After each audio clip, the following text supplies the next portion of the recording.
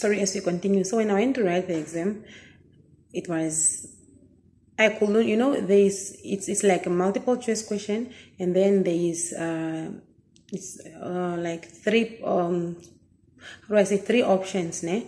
So those three options, or at least two of those options, they're just sounding the same. So it's when I thought, no, I did not study, and this is not as easy as I thought. So I need to go back if I fail actually, and just go study very hard.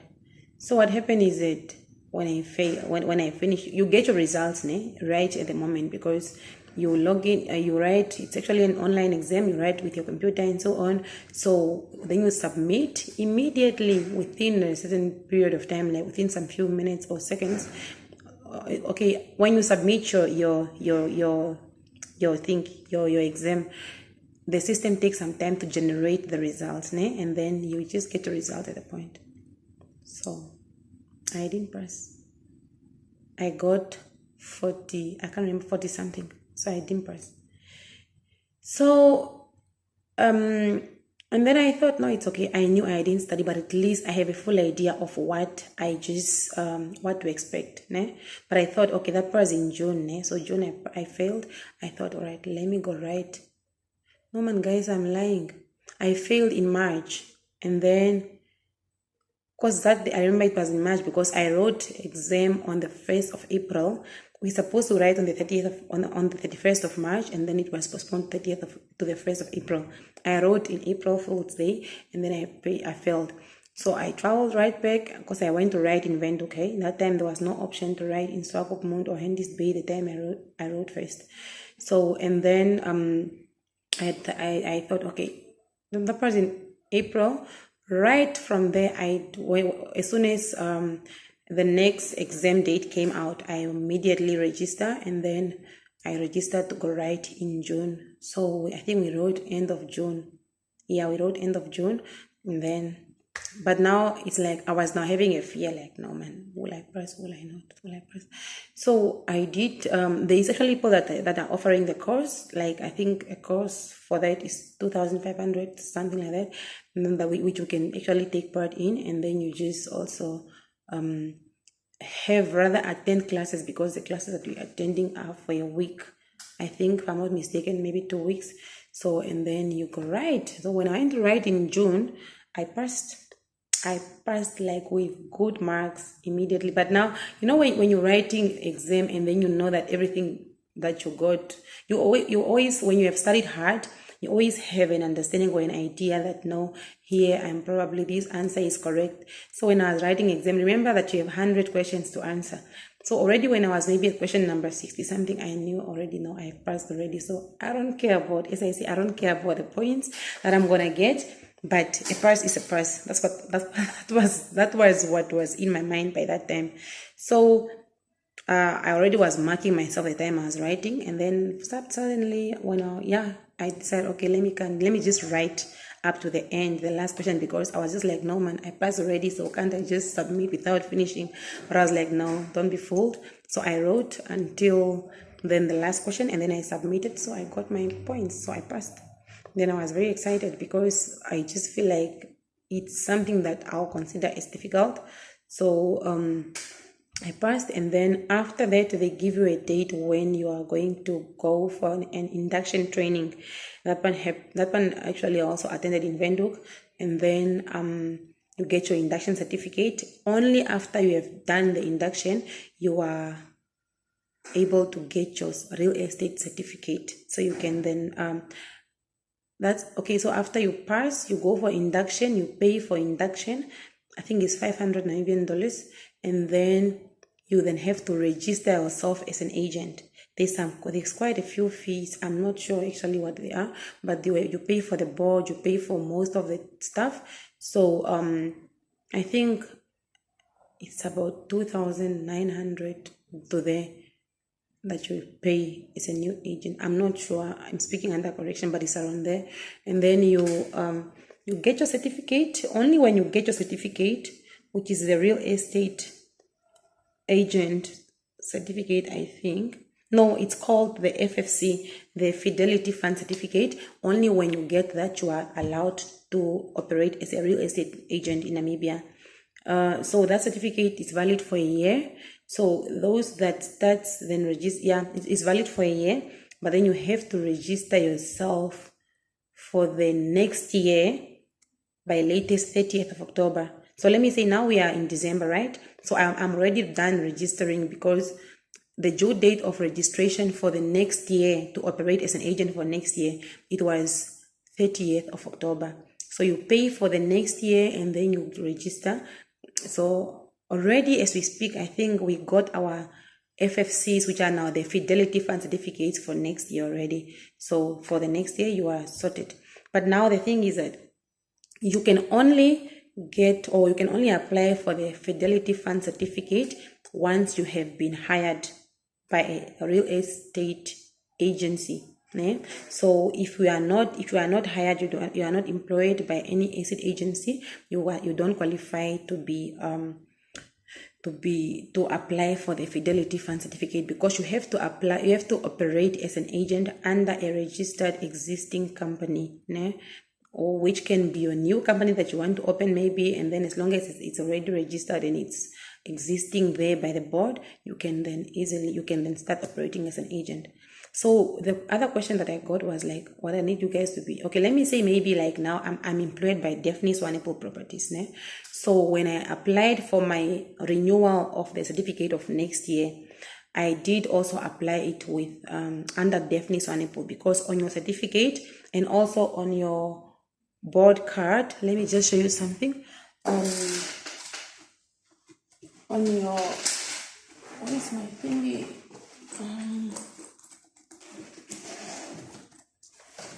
On your, you get a Namibia Estate Agent Board's card, like the card that identifies you as a real estate agent.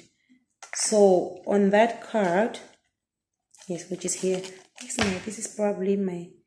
this is my new one, that's why it's having, that's how it is. So on that card, so it's written Namibia Estate Agents Board, and then it says Maria, my name, date of birth, and so on, and then it says Daphne Swanepoel Properties here. So let me say you are hired, like I'm hired by Daphne Swanepoel Property, and then for example, I want to maybe leave Daphne Swanepoel Property and go work for Yellow Square Properties. So the thing is that I will then be required to reapply at Namibia Estate Board, and then I have to pay then the fee for the new Fidelity Fund certificate under Yellow Square's property. So that's how it is. So you cannot just say, let me say now you want to resign with Daphne Swanepoel Property today, or let me say I want to resign maybe in January or February, and then already next year of March I want to start operating with Yellow Square Property. So you have to apply, and then they must deregister you under Daphne Swanepoel Property and register you under Yellow Square Property. Sorry, I'm just giving examples on those two companies because so that's how it actually is. So the thing is that you can still operate as a real estate agent on a part-time basis, but it might also be not that easy, because you need to be on the go. You need to be on the move. For you to get property, to acquire property, you have to go around and go get the property, and you have to go see the property so you can have a full understanding of those properties. So if you have a full understanding of the property, then you can easily explain to the client, to your customer, who is the property buyer, when you understand it fully. So what happened is that it's actually a lot of new information that I need actually to give. Not new, but it's a lot of information that I want to give you guys, but I believe this video is going to be it's going to be very long. So the thing is that property industry is for me is what I found flexible enough, because I can work from home, I can work from anywhere. Mostly what I need is just the internet and the computer. So you can also operate from your car, if you can have it as an office, but don't forget, bear in mind that for you to be an agent, you actually need a vehicle, because you have to be moving around, whether you're going to see property, to view property, whether you are going to go show your clients, your clients the property, you need to have a vehicle, because how are you going to move from one point to another? So it's very difficult. So for those that want to operate as part-time agents, then maybe you have your full-time job, I would say it's also advisable, but I will say it could also give you so much pressure if your work is actually something that you do it like on long hour basis, like long working hours, or those that are working in the lodges. Like, let me say example, my previous colleagues there, I don't think it's possible enough for you to operate as a part-time real estate agent, because when are you gonna leave the lodge to go show property to a client that's in Swakopmund? So by the time if you are taking long, you're waiting for your off day to come so you can go show the property to the client might not have enough time. Most clients that we also get are not only Namibian, somebody that come in Namibia for a certain period of time, and they view this property, they want to see property, and they want to go have an idea and see it before their holiday or during their only short stay in the country. So that's going to be difficult unless if you have somebody that you have out here that's willing to go and take your clients around while you are not around. But the thing is, don't forget that there's also other agents. The other thing is that if a client inquires on certain property and you don't reply, they move on to the next agent who's willing and who's available. And customers in any business, they want to be served. They want to be, your service must be actually up to standard. That's why in some cases I'll be like, we sometimes want to work from home really, but it's not a professional environment than being in the office. And then you can also consult your clients in the office, because I don't want to consult with clients in my house, because just privacy invading and so on. That's what I believe. But otherwise, real estate agent is what I find good for me. And making sales is, at this point, it's not. It might be difficult because of you have to get clients that have also the money or investors for the property that you sell, because it won't help. Like at this point, I'm sitting with thousands of properties, but I don't have investors for them.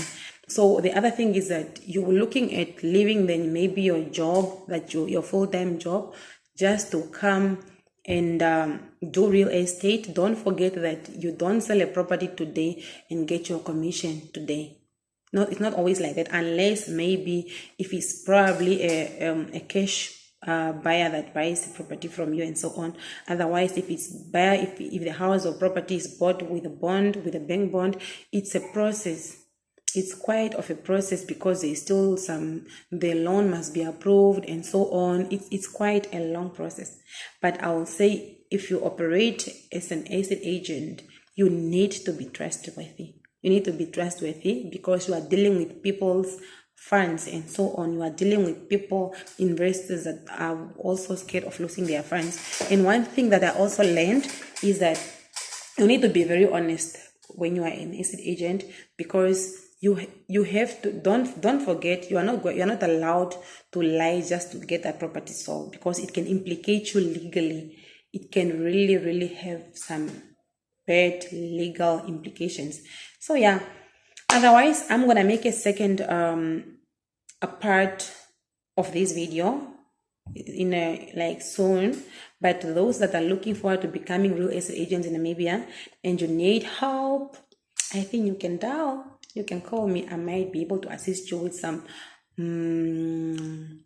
information that you might need, but obviously just for a little fee. It's not for free, guys. We are not doing things for free. Yeah. So otherwise, I'm wishing you all the best, and I don't know when I'm gonna come up with a second part of this video. If you have some questions, you can put them down in the comment, like the video and so on. So I'm gonna be coming more and more up here to share content in regards to property investment and so on. So one question that I got from people is that, can a foreigner own a property in Namibia? Yes, you can own a property in Namibia. No, we have flats, like in Stockholm, we have flats where you can have them as your holiday apartment when you come to Namibia. Why not just, and I'll advise that as a foreigner and you may be a person that just comes in once in a while in Namibia, so why not rather just buy a flat in a complex where you just lock up and go? It's more safer. There's no garden that you have to live there and see. Somebody must take care. There's forever people that are responsible for taking care of the garden in a complex mostly, or plants in a complex, because you pay levies and so on, security and so on. It's more advisable. So otherwise, I'm thanking you so much for your time. Don't forget to hit the like button. If you haven't subscribed, please do subscribe. And otherwise, we're looking forward to a successful full of sales 2024. All right. So for those of you that actually feels like that feels like you want to become agents, you can still be. Don't be demotivated. You are gonna serve the people or the clients differently, because there's no other person like you, né? So the service you are going to offer is probably different. So don't be told, no, there are too many agents, what. Only somebody with a low self-esteem or people that don't believe in themselves are going to say that. Because at the end of the day, we are all different, né? The way I serve, it's not the way person A does, person B does it. So you are unique in your own way. And I believe if God has given you the idea to do this type of business, the same God is going to grant you or going to give you the clients. Otherwise, let's keep the faith and let's keep moving. Have a beautiful day. From me to you guys, it's bye-bye.